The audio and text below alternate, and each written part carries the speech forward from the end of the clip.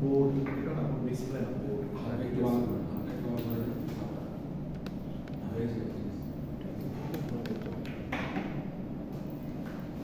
ওকে দেখেন আমরা তাহলে পড়েছিলাম ই বিজনেস মার্কেট কি এন্ড ই বিজনেস মার্কেটের পার্টিসিপেন্ট কারা কারা এন্ড পারপাস।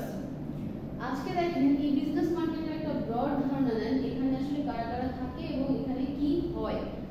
ওকে দেখেন electronic business selling referred to as e-commerce promoting consist of or merchandising company's product or services of a business over the net।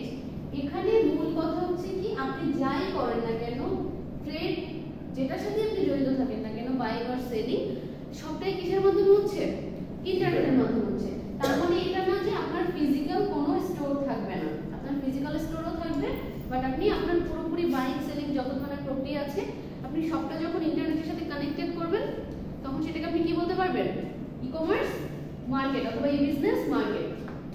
Okay, that is e-business uses internet technology to educate and enables business process। আপনার পুরো বিজনেসের যে প্রসেসটা যেমন আপনি supplier থেকে product নিচ্ছেন, আপনি হচ্ছে ক্রেতার সাথে কথা বলছেন, ক্রেতার সাথে কন্টাক্ট করছেন, তার সাথে কমিউনিকেশন করছেন, করার পরে একটা পণ্যকে আপনি সেল করছেন, সেল করার পরে সেটা ওই যে ক্রেতা তার বাড়ি পর্যন্ত পৌঁছে দেওয়া থেকে শুরু করে সেই পণ্যের যদি কোনো ধরনের কোনো সমস্যা হয়ে থাকে সেটা আপনাকে জানানো এবং সেটাকে চেঞ্জ করে দেওয়া বা সমস্যাটা সমাধান করে দেওয়া পুরোটাই কি আপনি এই পুরো প্রসেসটা কিসের মাধ্যমে করছেন ইন্টারনেটের মাধ্যমে। এখন এটার সাথে ইন্টারনেট কানেক্টেড হতে হবে।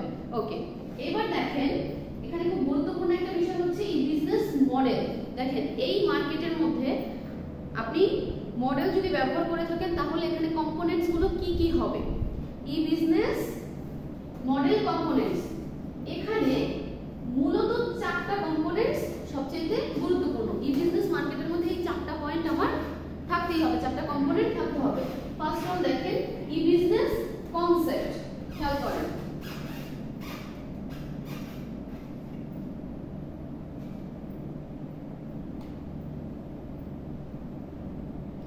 ই বিজনেস কনসেপ্ট বলতে কি বুঝিয়েছে এই যে এতক্ষণ আমি যেটা বললাম যে আপনার বাইং সেলিং যাই বলেন না কেন পুরোটার মধ্যে যখন আপনি ইন্টারনেটকে কানেক্ট করবেন বা পুরো বিজনেস প্রসেসটা আপনি ইন্টারনেটের মাধ্যমে করবেন তখন সেটাকে আমরা কি বলবো ই বিজনেস কনসেপ্ট। এবং আপনি যখন ই বিজনেস কনসেপ্ট দাঁড় করাবেন এটা কিন্তু আপনি মার্কেট মডেল দাঁড় করাচ্ছেন।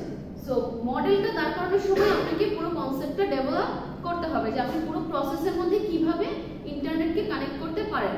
এবং যেহেতু এখন হচ্ছে গ্লোবালাইজেশনের যুগ সেহেতু আপনার শুধু যে দেশের মধ্যে বিজনেস করবেন ব্যাপারটা কিন্তু এরকম না, দেশের বাইরেও আপনি বিজনেস করছেন।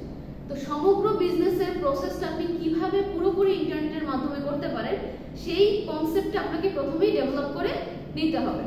সেকেন্ড ওয়ান দেখেন value proposition.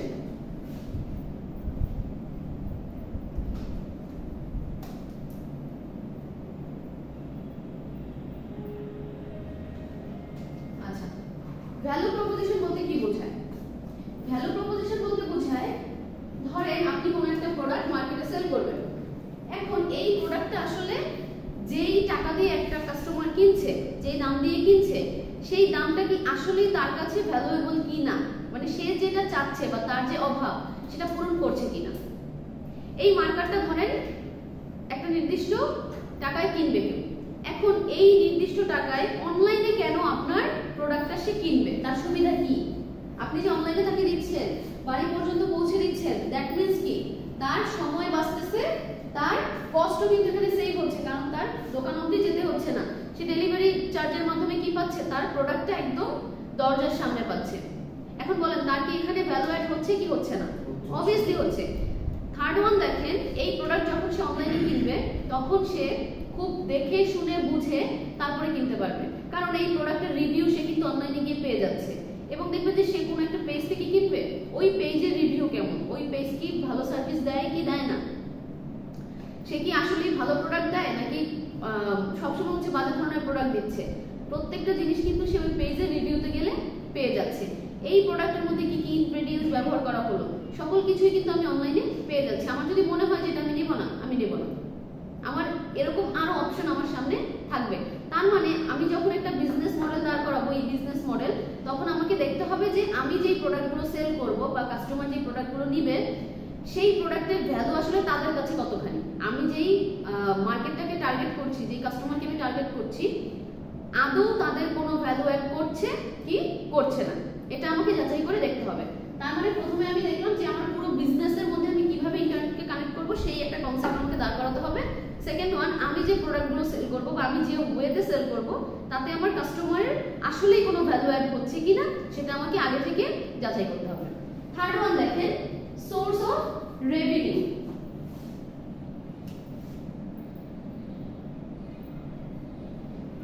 Source of revenue, আচ্ছা যখন কোনো মডেল আমরা দাঁড় করাই বিজনেস মডেল, সেটা হোক ই বিজনেস মডেল, সেটা হোক কোনো ট্র্যাডিশনাল বিজনেস মডেল, আমাদেরকে খেয়াল রাখতে হয় যে আমাদের বিজনেসের যে রেভিনিউ সেটা কোন ওয়েতে আসবে।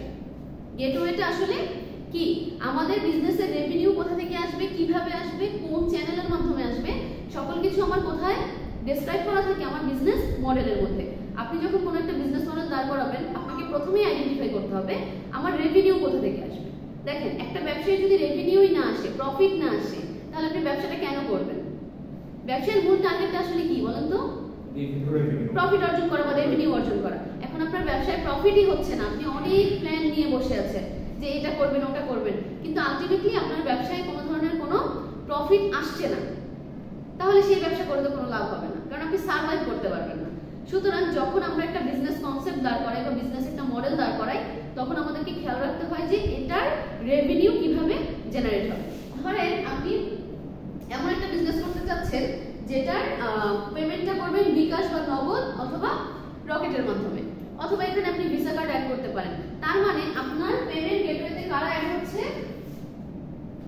আপনার পেমেন্ট গেটওয়েতে প্রথমত অ্যাড হচ্ছে নগদ, সেকেন্ড অ্যাড হচ্ছে বিকাশ, থার্ড ওয়ান অ্যাড হচ্ছে ভিসা কার্ড।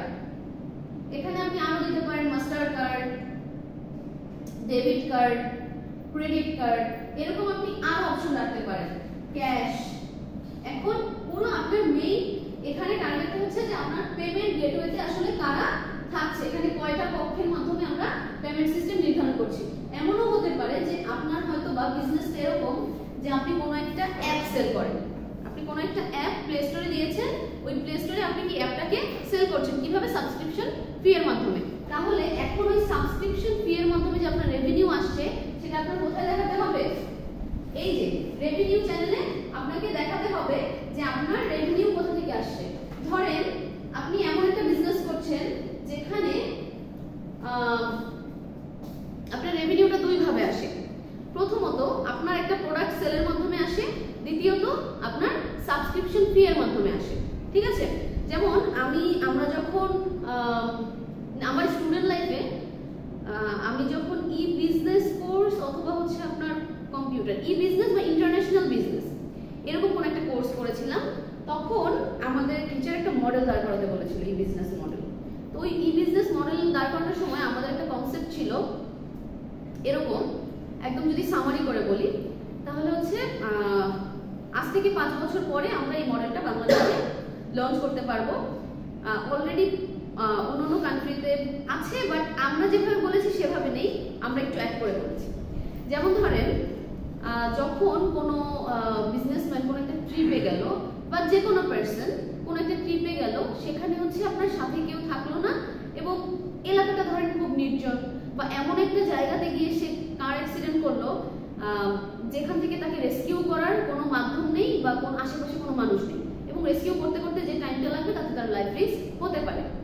এই মুহূর্তগুলোতে তাকে সেভ করার জন্য কি প্রয়োজন সেটা মাথায় রেখে আমরা একটা আইডিয়া দাঁড় করিয়েছিলাম যে লাক্সারিয়াস কারগুলো আছে, ওই কার কোম্পানিগুলো হচ্ছে আমাদের টার্গেট কাস্টমার।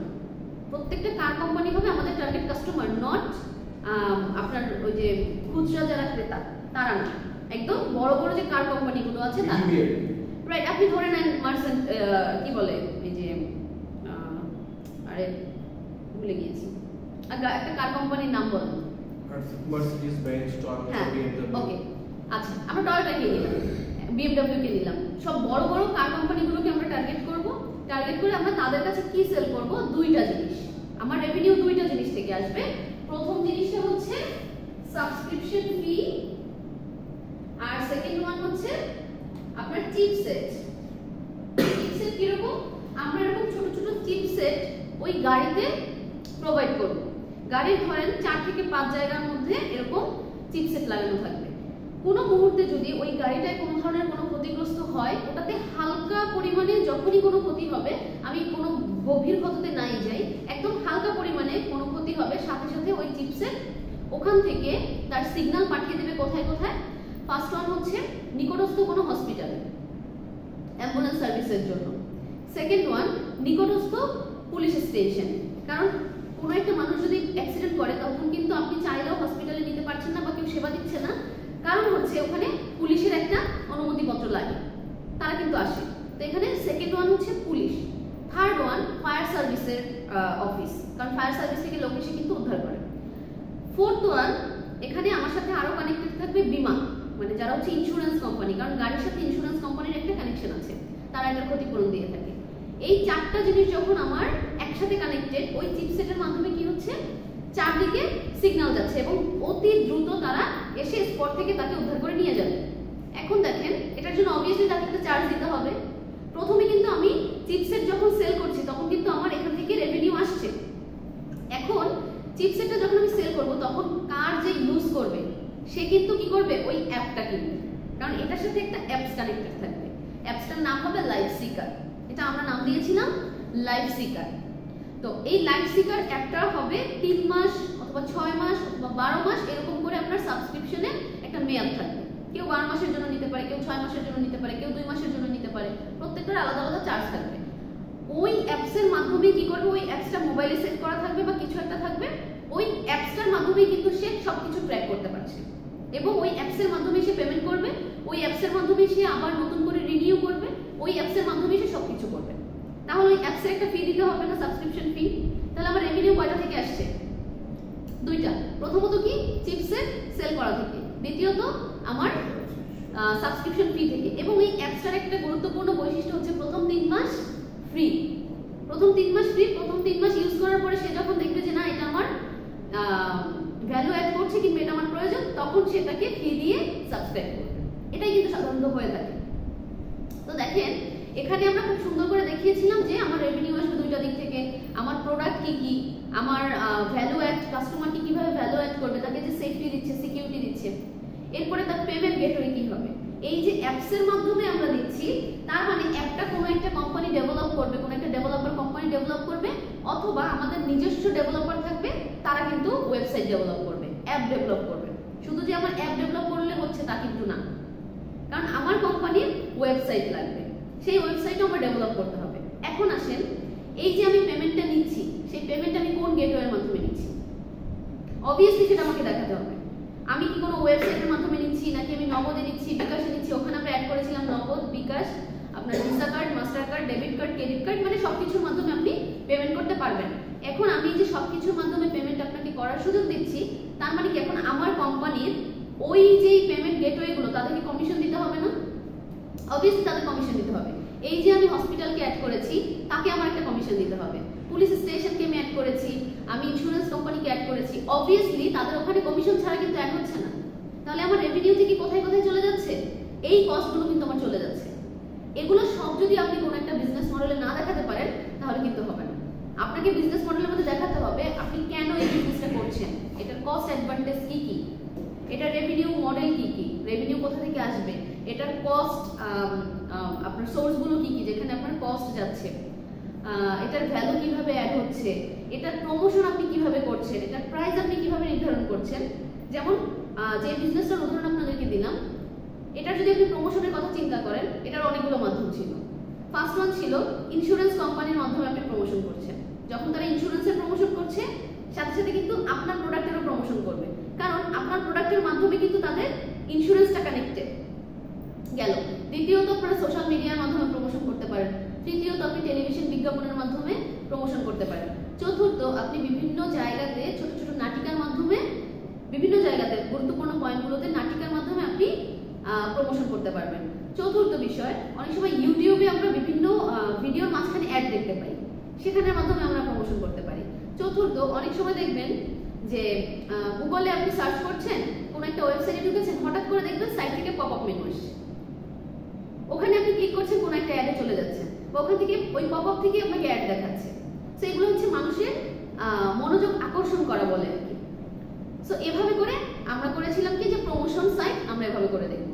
এবং ফিউচার প্ল্যান যদি বলেন, ফিউচার প্ল্যান ছিল এরকম যে প্রথমে কোনো একটা কোম্পানি কিন্তু চিপসেট নিজে তৈরি করার ক্যাপাবিলিটি রাখে না, কারণ তখন তার প্রফিট কম বা ক্যাপিটাল কম। একটা সময় গিয়ে যখন ব্যবসা খুব ভালো চলবে, 1 থেকে 2 বছর পরে বা 5 বছর পরে, তখন চিপসেট তারা সাপ্লায়ার থেকে না কিনে নিজেরাই চিপসেট উৎপাদন করবে। এবং তাদের এই সার্ভিসটা যখন খুব ভালো একটা পজিশনে চলে যাবে, সবার মাইন্ডে একটা সেট হয়ে যাবে, তখন একটা সময় তারা 999 এটা অ্যাড করবে, এই সেবাটা 999 অ্যাড করে দেবে।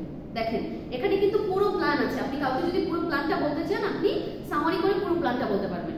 এই বিজনেস মার্কেট মডেল আসলে এই জিনিসটাই বোঝাচ্ছে। আপনি যাই দেখেন না কেন, প্রত্যেকটা জিনিস আপনাকে এখানে ক্লিয়ার করতে হবে যে আপনি কোন বিজনেস করতে চাচ্ছেন।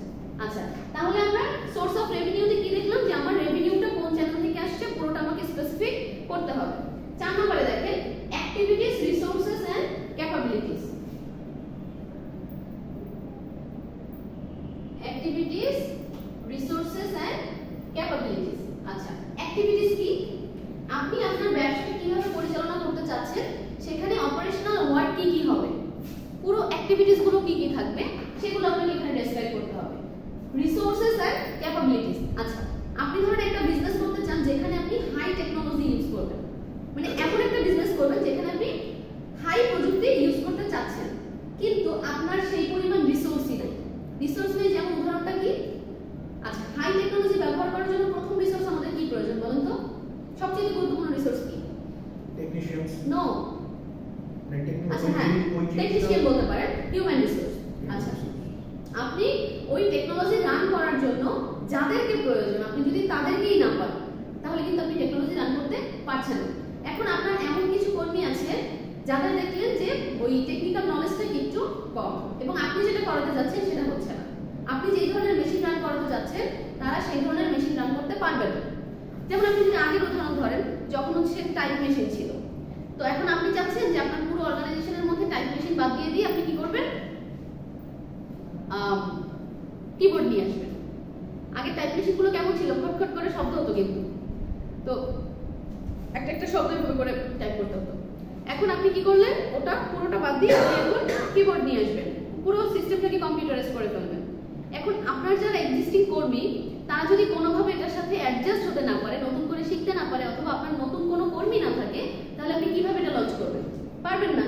আবার দেখেন, আপনি যে বিজনেসটা করতে যাচ্ছেন, পুরো মডেল ঠিক আছে, সবকিছু ঠিক আছে, অনেক সুন্দর একটা আইডিয়া, কিন্তু আপনার ওই পরিমাণ ক্যাপিটাল নেই, ওই পরিমাণ ফাইন্যান্সিয়াল রিসোর্স নেই, তখন আপনি কি করবেন?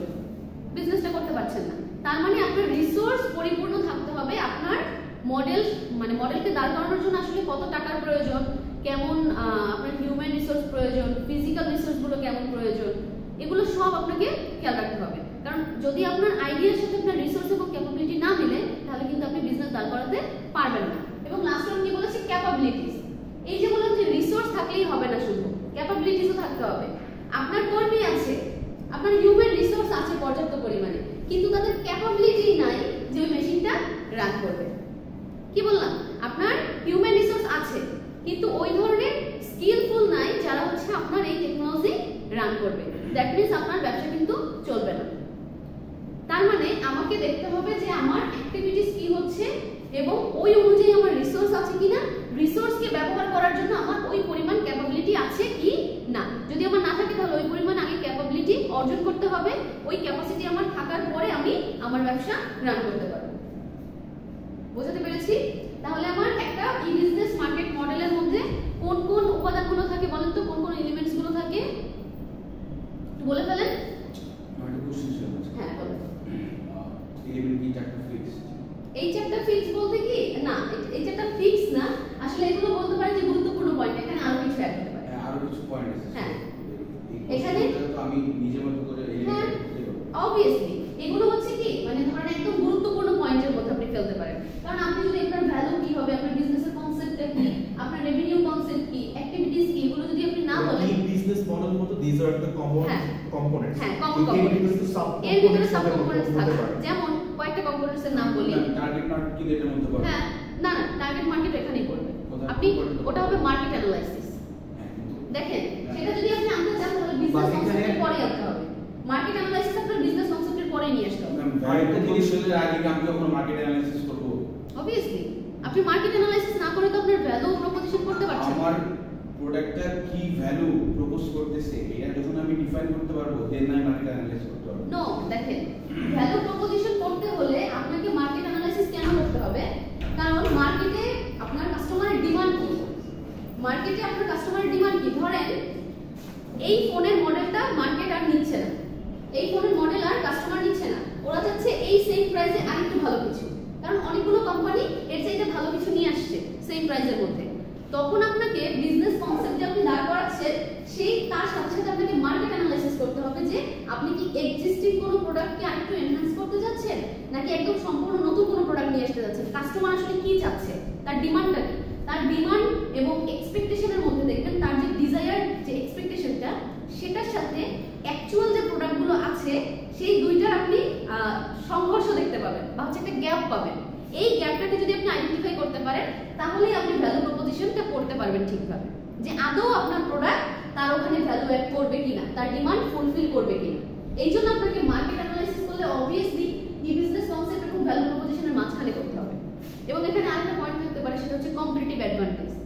আপনার ব্যবসায় কম্পিটিটিভ অ্যাডভান্টেজ কি?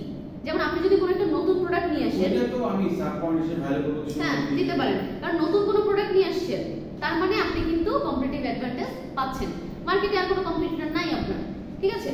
আচ্ছা, এরপর আরো কিছু জিনিস নিয়ে আসতে পারেন। টার্গেট মার্কেট নিয়ে আসতে, ওটা হচ্ছে আপনার মার্কেট অ্যানালাইসিসের মধ্যেই পড়ে টার্গেট মার্কেট। আর&ডি আসতে যে পারে।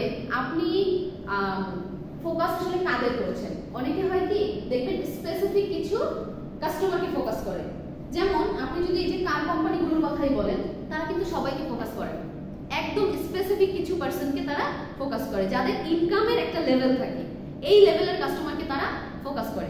আবার দেখবেন যদি আপনি একদম চিন্তা করে দেখেন যে সিম্ফনির যে ছোট ছোট ফোনগুলো পাওয়া যায় বাটন ফোন, এরা কাকে টার্গেট করে? এরা কাকে টার্গেট করে? একদম, মানে যেখানে দেখবেন যে ওদের লো প্রাইসে একটা প্রোডাক্ট তারা দিচ্ছে।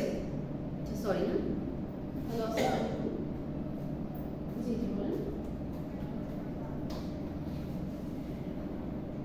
প্রজেক্ট জমা দিবেন? ও সরি সরি, হ্যাঁ হ্যাঁ আসলে আমি ক্লাস নিচ্ছি। আপনার এক ভাইয়া লাগাচ্ছি দুই ভাইয়া অবস্থ, আরেকটা বাসে ঘুমায়, সে হচ্ছে 10টায়, আরেকটা আচ্ছা দেখেন তাহলে কি বলেছি, এখানে আরো কিছু পয়েন্ট আপনি নিয়ে আসতে পারেন, যেমন প্রাইস, প্রমোশন, যে আপনার প্রাইসটা আসলে কিভাবে আপনি নির্ধারণ করছেন, কোন ওয়েতে নির্ধারণ করছেন, কিসের উপরে বেসিস করে আপনি নির্ধারণ করছেন। প্রমোশন আসতে পারে যে আপনি কিভাবে প্রোডাক্টের প্রমোশনগুলো করবেন, মানে এখানে আপনি অনেকগুলো সাব পয়েন্ট নিয়ে আসতে পারেন, ইভেন সাব পয়েন্ট না আপনি পয়েন্টই নিয়ে আসতে পারেন, কিন্তু আপনাকে কিছু পয়েন্ট দেখা যায় যে না থাকলে একটা বিজনেস মডেল হয় না, সেরকম গুরুত্বপূর্ণ কিছু কমন পয়েন্ট এখানে বলা হয়েছে, ঠিক আছে? ফান্ডামেন্টাল এলিমেন্টস বলতে পারেন। ওকে, এখানে কারো কোনো সমস্যা আছে?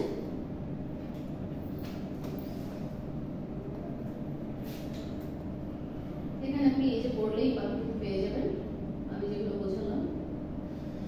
আচ্ছা, types of E business model. এখানে আসলে বিজনেসের যে টাইপগুলো আপনারা পড়েছেন B2B, B2C, ই বিজনেস মডেলের টাইপগুলো ওই সেম, শুধুমাত্র আপনার ডিফারেন্সটা কোথায়? ট্র্যাডিশনাল বিজনেসে আপনি ট্র্যাডিশনালি বিজনেসটা করছেন, আর অনলাইন বিজনেসে আপনি এখানে ইন্টারনেটকে ব্যবহার করে, প্রযুক্তিকে ব্যবহার করে, টেকনোলজিকে ব্যবহার করে কি করছেন? আপনি বিজনেসটা করছেন। এখানে দেখেন ফার্স্ট ওয়ান বলেছে business to business. Business to বিজনেসের একটা উদাহরণ দেন তো। আপনি যেটা বললেন হ্যাঁ, বিজনেস টু বিজনেস, কারণ আপনি বিজনেস থেকে টার্গেট করছেন কাকে? বিজনেসকেই টার্গেট করছেন। তারপরে দেখেন বিজনেস টু কাস্টমার, এটা সরাসরি আমরা যেই প্রোডাক্টগুলো একদম কাস্টমারকে টার্গেট করে সেল করে থাকি বা কাস্টমারকে টার্গেট করে মেক করে থাকি সেটা কি? Business to customer. আচ্ছা, কাস্টমার টু কাস্টমার, এটার একটা উদাহরণ বলেন তো। এটা হচ্ছে যে অনলাইনে সিস্টেম, মানে ধরেন নিজের বাড়ির কাজ আছে বন্ধু হয়েছে না, রাইট। এটা সব কাইন্ড অফ। আচ্ছা, এরপরে দেখেন consumer to business. Consumer to business কিসের উদাহরণ দিতে পারেন? Recycling product. Recycling product. Okay, এবার দেখেন consumer to government. Consumer to government খেয়াল করেন। আচ্ছা, এখন প্রায় সময় দেখবেন যারা এই যে কৃষি পণ্যগুলো উৎপাদন করে তারা এখন ডিরেক্ট সেল করছে কার কাছে? গভর্নমেন্টের কাছে। তারা দেখবেন এই যে ধানের মৌসুমে অনেক বেশি ধান কিন্তু গভর্নমেন্ট থেকে কিনে নিচ্ছে ওদের থেকে। মানে ধানের যখন মৌসুম থাকে তখন খুব ভালো একটা প্রাইসে, নরমালি মার্কেটে যে প্রাইসে তারা সেল করে তার চাইতে বেশি প্রাইসে, বলতে পারেন যে ভর্তুকিই দিচ্ছে, বেশি প্রাইসে তাদের কাছ থেকে কিনে নিচ্ছে এবং অন্য একটা সময় কিন্তু সেটা আবার সরবরাহ করছে। তাহলে এটা কিসের উদাহরণ হতে পারে? Consumer to government. Okay, business to government কি হতে পারে? আচ্ছা, এরপরে যে আপনি তিতাস গ্যাস কেউ বলতে পারেন, ঠিক আছে? আচ্ছা, বাংলাদেশ ব্যাংক কেউ বলতে পারেন। আচ্ছা, এবার দেখেন গভর্নমেন্ট টু সিটিজেন। তারপরও দেখেন Bangladesh is the federal or financial authority. Authority cannot be able to. না না, আমি আপনাকে জাস্ট উদাহরণ দিয়েছি যে বাংলাদেশ ব্যাংকও কিন্তু সেই গভর্নমেন্টের আওতাধীন হয়েই কাজ করে। গভর্নমেন্টের দেখেন বেনিফিটের জন্য, গভর্নমেন্টের কোনটা করলে গভর্নমেন্টের হেল্প হচ্ছে, সে কিন্তু এক প্রকার গভর্নমেন্টকে হেল্প করছে, তার নিজের জন্য আসলে কিছু করছে না, ঠিক আছে? তার নিজের জন্য এখানে কিছু করছে না, সেটা গভর্নমেন্টের, হ্যাঁ ওটা গভর্নমেন্ট অর্গানাইজেশনই বলতে পারেন, বডি বলতে পারেন। কিন্তু আপনি এভাবে করে দেখতে পারেন যে গভর্নমেন্টের সাথে যারা কানেক্টেড বা যে বিজনেসগুলো কানেক্টেড, সেখানে আলটিমেটলি ওরা নজর রাখে যে আপনার গভর্নমেন্টকে কিভাবে হেল্প করতে পারে জনগণের সুবিধা নিশ্চিত করার জন্য। এখানে কিন্তু তাদের নিজেদের খুব একটা যে ভ্যালু অ্যাড হয় ব্যাপারটা এরকম না। ইভেন দেখবেন যে ওরা অনেক সময় কি করে, বিভিন্ন জায়গায় নিজেরাই ভর্তুকি দিতে থাকে, নিজেরাই ঋণ দিতে থাকে, কারণ ওই সেক্টরকে যদি ডেভেলপ করতে পারে। বিজনেস টু গভর্নমেন্ট না, গভর্নমেন্ট টু বিজনেস হবে। ওরা যখন একটা প্রাইম ব্যাংকে হেল্প করতেছে, ওরা তো কোনো মানে আমার আপনার বা আমাদের কোনো ক্যাশ লেনদেনে জড়িত না, ওরা হচ্ছে ইউসিবি বা আদার ব্যাংকে হেল্প করতেছে এবং ওদের হেল্প করাতে আমরা হেল্প পাচ্ছি। So that will be government to business. হ্যাঁ, হতে পারে টিসিবি কানেক্ট করা, হতে পারে। ওকে, তারপর দেখেন গভর্নমেন্ট টু সিটিজেন, এটা হচ্ছে টিসিবি। ওকে, একদম গভর্নমেন্ট সরাসরি কি করছে? সিটিজেনের সাথে কানেক্টেড। ওকে, তাহলে এই প্রত্যেকটা বিজনেসের কনসেপ্টে যখন আপনি ইন্টারনেটের মাধ্যমে নিয়ে আসবেন, সেটাকে আপনি কি বলতে পারেন? ইন্টারনেট বিজনেস বা ই বিজনেস। তাহলে আপনি যখন এই টাইপগুলো দেখাবেন, তখন এই টাইপগুলোকে কি করবেন? ডেসক্রাইব করবেন।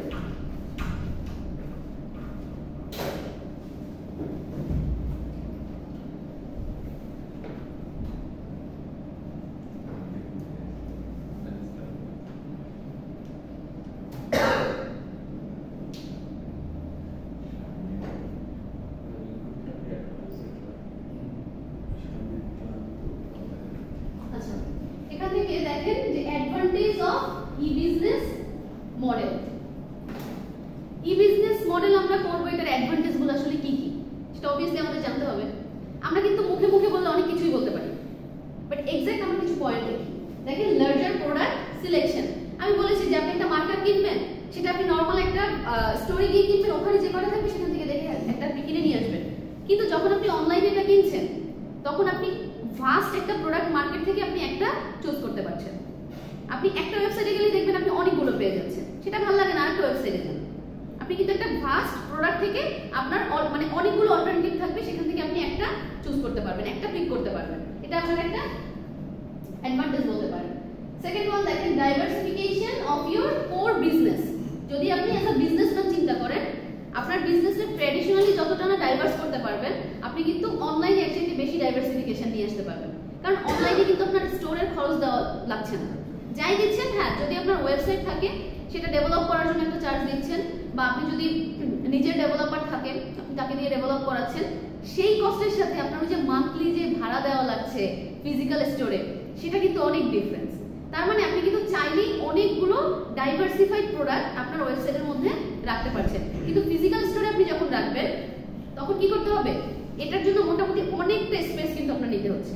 কিন্তু অনলাইনে যখন আপনি করছেন, আপনি আপনার যদি বেসিক্যালি হচ্ছে মিস হচ্ছে আমি যদি ই-কমার্স করি তাহলে আমার শোরুম দরকার নেই, আমার ফিজিক্যাল কোনো স্টোর সাপ্লাই করতে পারবো। এখন আপনি বলতে পারেন যে ফিজিক্যাল স্টোর না থাকলে তাহলে আমি বিজনেসটা করব কিভাবে? আমার প্রোডাক্ট আমি মানে ইনভেন্টরি করার জন্য তো আমার স্টোরেজ থাকতে হবে, স্টোরেজ থাকলে আপনি স্টোরেজের মধ্যেই ওটা রাখতে পারছেন। সেখানে আপনার সাজিয়ে গুছিয়ে বা হচ্ছে যেভাবে আপনি কাস্টমারকে দেখাবেন একটা বড় স্পেসের প্রয়োজন, সেটা কিন্তু আমার লাগছে না, জাস্ট স্টোর থেকে আমি নিয়ে সেল করতে পারছি। ঠিক আছে, এবার দেখেন deeper customer engagement, better targeting and customer segmentation. আচ্ছা, হোয়াট ইজ কাস্টমার সেগমেন্টেশন বলেন তো? যদি আমি different type of customer for different type of customer. Okay, আপনি একটা প্রোডাক্টের মধ্যে অনেক ধরনের কাস্টমার খুঁজে বের করলেন।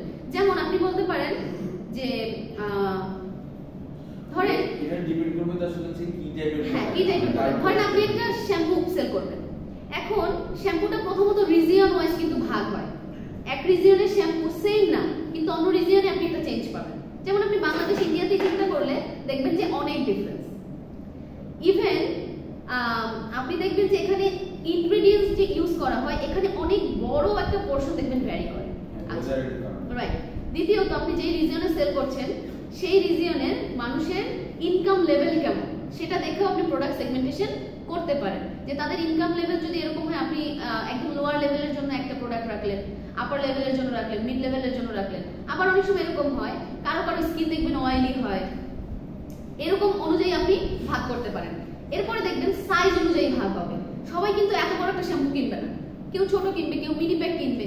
এই যে বিভিন্ন সাইজ অনুযায়ী, ফিচার অনুযায়ী, ডিমান্ড অনুযায়ী আপনি যে প্রোডাক্টকে ভাগ করছেন সেগমেন্টেশন। আচ্ছা, এবারে আসেন কাস্টমার এনগেজমেন্ট। এখানে কেন কাস্টমার এনগেজমেন্ট ভালো হয় বলেন তো? আপনি খুব সহজেই কিন্তু অনলাইনে তাদের রিভিউটা জানতে পারছেন, তারা আসলে কি চাচ্ছে কি না চাচ্ছে, আপনি ভালো করছেন, আপনার প্রোডাক্ট পেয়ে কি তারা স্যাটিসফাইড অর নট, আপনি কিন্তু খুব সহজেই এখানে তাদের সাথে কানেক্ট হতে পারছেন। আচ্ছা, বেটার টার্গেটিং। বেটার টার্গেটিং কেন বলেছে? আপনি যখন বলতে পারেন যে ট্র্যাডিশনাল মার্কেটে বিজনেস করবেন, আপনাকে ওই মার্কেট রিসার্চ করার জন্য যতটা না টাইম দিতে হবে, আপনি অনলাইনে বিজনেস করলে মার্কেট রিসার্চ তাতে ইজিলি করতে পারবেন। কিভাবে? যখন আপনি প্রোডাক্ট সেল করছেন তখনই কিন্তু আপনার কাছে একটা ডেটাবেস চলে আসছে। আপনি যখন প্রোডাক্ট সেল করছেন তখন কিন্তু অলরেডি আপনি একটা ডেটাবেস পেয়ে যাচ্ছেন। এবং একটা কাস্টমার এমনও হতে পারে আপনার স্টোরে যখন বারবার আসবে আপনার মনে নাও থাকতে পারে যে সে আসলে কোন দিকে তার মানে অ্যাডিকশন, কিন্তু আপনি যখন অনলাইনে বারবার একটা প্রোডাক্ট আপনার কাছ থেকে নিচ্ছে, আপনি কিন্তু চাইলেই উপরে স্ক্রল করলে তার পাস্ট হিস্ট্রিটা দেখতে পারেন যে আসলে সে কোন প্রোডাক্টটা বারবার নিয়েছে। হতে পারে না এরকম?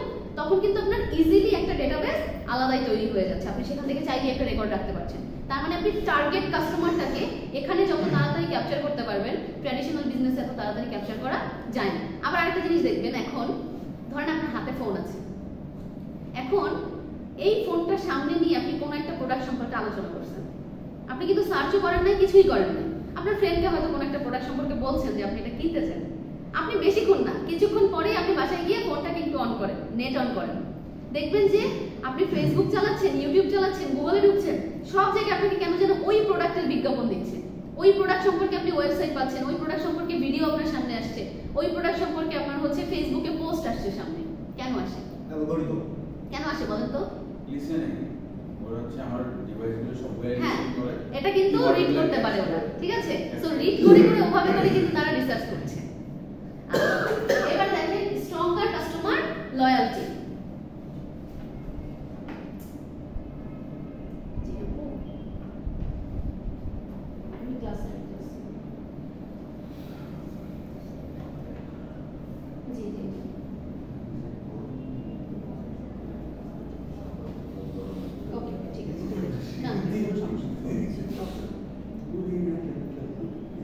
আচ্ছা দেখেন কি বলেছে, স্ট্রঙ্গার কাস্টমার লয়্যালটি। এখানে কাস্টমার লয়্যালটি স্ট্রঙ্গার কেন বলেছে? কারণ এই যে আপনি কাস্টমারের সাথে এনগেজমেন্ট রক্ষা করতে পারছেন বা তাদের সাথে কমিউনিকেট করতে পারছেন খুব সহজে, তার কোনো সমস্যা হলে আপনাকে খুব সহজেই বলতে পারছে। ধরেন একটা প্রোডাক্ট সে পেয়েছে, প্রোডাক্ট একটু প্রবলেম, আপনাকে কিন্তু খুব দ্রুতই সে টেক্সট করে জানতে পারছে, আপনি খুব দ্রুত কি করছেন, রিপ্লাই দিচ্ছেন, আপনি সেটা খুব দ্রুত ফেরত দিচ্ছেন, বা যদি আপনার ফেরত দেওয়া সম্ভব না হয় আপনি সেটা তাকে বুঝিয়ে বলছেন যে কেন সেটা সম্ভব না। অনেক সময় দেখবেন অনেক কাস্টমারের সাথে একটা মানে এটা নিয়ে বার্গেনিং হয় যে প্রোডাক্ট কেন তারা পাঠাতে পারছে না, হয়তো একটা শর্ত দেওয়া থাকবে যে আপনি যখন প্রোডাক্ট খুলবেন ডেলিভারি বয়ের সামনে আপনাকে প্রোডাক্টটা খুলতে হবে, যদি কোনো সমস্যা থাকে তার সামনে খুলে তার সামনে দেখিয়ে আবার আপনি ফেরত দিয়ে দিতে পারবেন। কিন্তু আপনি তার সামনে খুললেন না, বাসায় বসে নিজে খোলার সময় দেখলেন যে একটা সমস্যা আছে, অনেক সময় এই প্রোডাক্টটা তারা নেয় না। এরকম অনেক ধরনের মিসআন্ডারস্ট্যান্ডিং হতে পারে, কিন্তু অনলাইনের মাধ্যমে এনগেজমেন্ট ভালো থাকার কারণে এই প্রবলেমগুলো কি হয়, কম হয়। আপনি যদি চান তাহলে এগুলো কম হবে, কিন্তু আপনি আপনার কাস্টমারের সাথে যোগাযোগ রাখলেন না, সেল করার পর্যন্তই আপনি সীমাবদ্ধ থাকলেন, তাহলে কিন্তু এটা হবে না, ঠিক আছে? আচ্ছা এবার দেখেন upsell and cross sell opportunities. এটা মানে কি বলেন তো?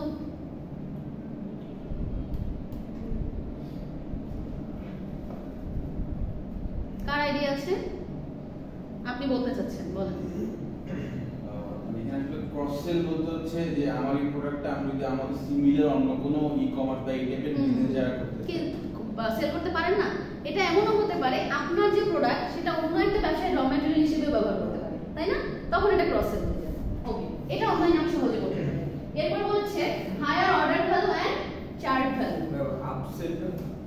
আপসেলটা বলতে পারেন যে আপনি একটা প্রোডাক্ট কিনেছেন, এখন আপনি চিন্তা করলেন যে এই প্রোডাক্টের মার্কেট, আপনি ধরেন একটা এক্সপেক্টেড ভ্যালু আপনি রেখেছেন যে এই পর্যন্ত আপনার এটা রেভিনিউ হতে পারে বা এই পর্যন্ত সেল হতে পারে।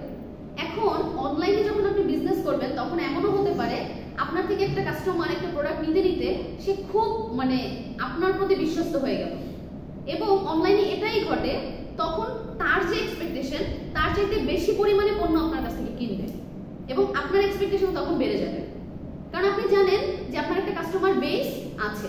আমরা হয় কি অনলাইনে সব ওয়েবসাইটকে আমরা কিন্তু বিশ্বাস করতে পারি না, মানে যদি আমরা সবাইকে বিশ্বাস করতে পারতাম তাহলে যত ছোট ছোট ওয়েবসাইট আছে আমরা কিন্তু অহরহ কিনতাম, কিন্তু আপনাকে দাম বেশি দিয়েও দেখবেন যে যেগুলো ব্র্যান্ডেড মানুষ কিন্তু সেখান থেকে নিচ্ছে। কেন নিচ্ছে?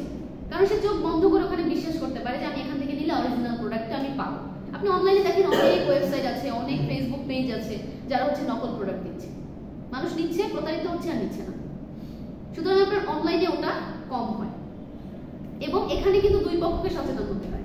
আপনি অ্যাজ আ কাস্টমার যদি সচেতন না হন তাহলে আপনি মার্কেট অ্যানালাইসিস না করে একটা প্রোডাক্ট নিয়ে নেবেন, বাট অ্যাজ আ কাস্টমার আপনি যদি সতর্ক হন তাহলে আপনি দুই চারটা দিক দেখে এর কয়েকটা রিভিউ দেখে তারপরে কিন্তু আপনি প্রোডাক্ট কিনবেন। এবং দেখবেন অনলাইনের যারা কাস্টমার ওরা বেশিরভাগই হচ্ছে আপনাদের পরিচিত হয়ে যায়, ওরা বারবার নিচ্ছে, ঘুরে ফিরে এক জায়গা থেকেই বারবার নিচ্ছে, ওরা লয়াল হয়ে যায়, এটাকে লয়াল কাস্টমার বলতে পারেন বা রিপিটেড কাস্টমার। ঠিক আছে, আচ্ছা এবার কি বলেছি, higher order value and chart value. আচ্ছা এটার সাথে এটা কানেক্টেড। অর্ডার ভ্যালুটা কিন্তু অনলাইনে অনেক বেশি হয়, ইভেন এমনও দেখবেন যে একসাথে যে অর্ডারটা করছে, আপনার ট্র্যাডিশনাল বিজনেস করলে ওই পাইকার যারা তারা ছাড়া কিন্তু একসাথে বেশি অর্ডার কেউ পাচ্ছে না, কিন্তু অনলাইনে এখানে কোনো কে পাইকার কে খুচরা বিক্রেতা এত কিছু ভ্যারি করে না। এমনও হতে পারে যে আপনার কাছ থেকে একসাথে অনেকগুলো প্রোডাক্ট নিয়ে নিচ্ছে। যেমন আপনি যদি কাপড়ের বিজনেসের কথা বলেন, যেই পেজগুলো অলরেডি অনেক রিনাউন্ড তাদের কাছ থেকে দেখবেন যে জামদানি শাড়ি বলেন বা বিভিন্ন ধরনের শাড়ি বলেন যেগুলো সবাই একটু অরিজিনাল খোঁজে, এর মধ্যে আপনি আরো কয়েকটা প্রোডাক্ট ফেলতে পারেন, কিছু জুয়েলারি প্রোডাক্ট ফেলতে পারেন, অথবা ধরেন আমি ছোট্ট একটা উদাহরণ দেই যে কোনো একটা বাসায় হলুদের প্রোগ্রাম, এখন অনেকগুলো শাড়ি প্রয়োজন একসাথে, এখন সে ইসলামপুর অথবা নিউ মার্কেট গিয়ে অনেকগুলো শাড়ি অর্ডার করলে হয়তো কম প্রাইসে নিতে পারবে, এই জন্য সে ইসলামপুর অথবা নিউ মার্কেট যাবে, কিন্তু এখন তার ভালো লাগছে না, কারণ নিউ মার্কেট অথবা ইসলামপুর যাওয়া কিন্তু এত সহজ বিষয় না। ওখানে গেলে আপনার মোটামুটি সারাদিন কিন্তু ওয়েস্ট হয়ে যায়, আপনাকে ঘুরতে হবে, দেখতে হবে, ওটার প্রোডাক্টের প্রাইস আপনাকে যাচাই করতে হবে যে কোথায় আপনি কমে পাচ্ছেন, যেহেতু আপনি একসাথে অনেক বড় একটা লট নেবেন। তখন আপনার যে বিশ্বস্ত অনলাইন পেজগুলো থাকে আপনি দুম করে ওখানে একসাথে 100টা অর্ডার দিয়ে দিলেন, এবং তারা দিতে পারবে কিনা সেটাও ইনস্ট্যান্ট জানালো, দিতে না পারলে সেটাও কিন্তু ইনস্ট্যান্ট জানালো। এবং এখানে সবচেয়ে বড় একটা বিষয় হচ্ছে কাস্টমাইজেশন। আপনি কিন্তু চাইলেই অনলাইনের প্রোডাক্টগুলোকে খুব সহজে কাস্টমাইজ করতে পারেন। আপনার ধরেন একজন কাস্টমার আপনার কাছে একটা ড্রেস বানাবে, এখন ড্রেসটা সে একটা ডিজাইন দিল, তার 2 মিনিট পরে মনে হলো যে না আমার ডিজাইনে একটু পরিবর্তন দরকার, এখন আপনি ট্র্যাডিশনাল কোনো একটা দোকানে গেলে আপনাকে আবার হেঁটে ওখান পর্যন্ত যেতে হবে বা রিক্সা ভাড়া খরচ করে ওখানে যাবেন, বলবেন আচ্ছা থাক দরকার নেই, পরের বার যখন বানাবো তখন বলে দেব। কিন্তু আপনি যখন অনলাইনে সেটা দিচ্ছেন বা অনলাইনে একটা অর্ডার করছেন তখন আপনি ওটা কাস্টমাইজ করতে পারবেন, আপনি বলতে পারবেন যে না আমার এই পোরশনটা এরকম করো, এই পোরশনটা এরকম করো, ওটা ওরকম দরকার নেই, এখানে নেক পোরশন এটা অ্যাড করা যায়, হাতার পোরশন এটা অ্যাড করা যায়, আপনি বলতেই পারেন। এবং বেশিরভাগ অনলাইন যারা বিক্রেতা তারা কিন্তু এই কাস্টমাইজেশনের মধ্যে আসছে বা অলরেডি চলে এসেছে, তাই এখানে বলতে পারেন যে অর্ডার ভ্যালুটা অনেক হাই থাকে।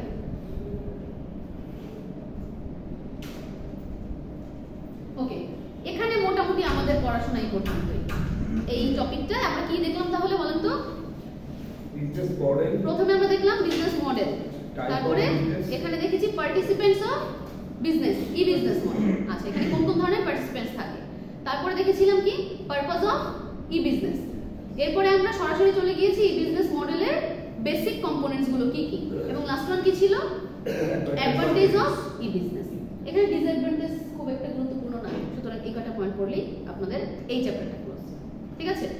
আচ্ছা, আপনারা আজকে মোটামুটি উপস্থিতি ভালো, আশা করি সামনে থেকে উপস্থিতি ভালো থাকবে। আপনারা জানেন আপনাদের মিড টার্ম কবে থেকে শুরু হবে? মিড টার্ম শুরু হতে কিন্তু খুব বেশি দিন টাইম দিবে না, ঠিক আছে? সো আপনাদের 2টা করে প্রেজেন্টেশন থাকবে, এটা তো জানেন। 2টা প্রেজেন্টেশন পার সাবজেক্টে, 2টা প্রেজেন্টেশন। সবগুলো সাবজেক্টে হ্যাঁ, পার সাবজেক্টে 2টা প্রেজেন্টেশন। পুরো কোর্স নাকি মিডের আচ্ছা, আমরা আগে এখানে শেষ করি, তারপর বলছি।